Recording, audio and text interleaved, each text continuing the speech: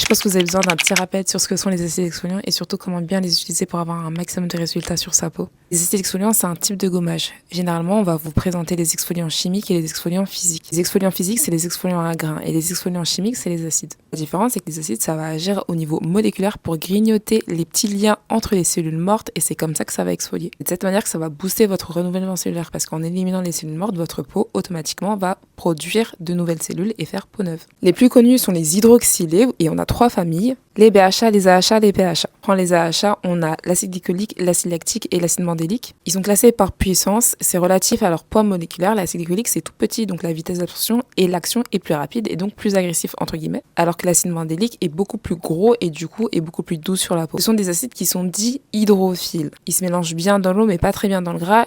C'est pour ça qu'ils vont plutôt avoir une action en surface. Cela, je vous les recommande si vous avez la peau plutôt sèche ou alors si vous êtes sur des problématiques type taches, texture de peau, comédon fermé. L'acide mandélique peut aussi être utilisé en cas d'acné inflammatoire. Ce qui est intéressant aussi avec les AHA, c'est que ce sont des humectants, donc ils permettent aussi de retenir l'hydratation. On a les BHA, l'acide salicylique, qui est en réalité pas vraiment un BHA. Mais on va vulgariser. L'acide salicylique est lipophile, il se mélange bien dans le gras. Ça va lui permettre de facilement se faufiler dans vos pores pour les décongestionner, grignoter les points noirs. C'est pour ça qu'il est recommandé aux gens qui ont la peau plutôt grasse. Mais il a d'autres vertus, c'est aussi un bon anti-inflammatoire, peut aider pour les rougeurs et contrairement aux AHA, il n'est pas photosensibilisant. Et on a les PHA qui sont ultra sous-cotés, des acides qui sont recommandés aux gens qui ont la peau très sensible. Comme les AHA, ils vont exfolier en douceur, mais ce qui fait vraiment leur différence, c'est leur capacité également à réparer la barrière cutanée. Cela, c'est vraiment pour les gens qui ont la peau sensible, qui souffrent de dermatose cutanée, ou juste si vous l'exfoliez de manière régulière, sans trop en faire sur votre peau. C'est important de prendre le temps de choisir l'acide exfoliant qui correspond à sa situation cutanée. Certains acides peuvent même s'utiliser ensemble, ils peuvent être aussi formulés ensemble pour faciliter leur utilisation et l'intégration dans la routine. La concentration d'acide est aussi importante, c'est ça qui va aussi déterminer la puissance d'action sur votre peau.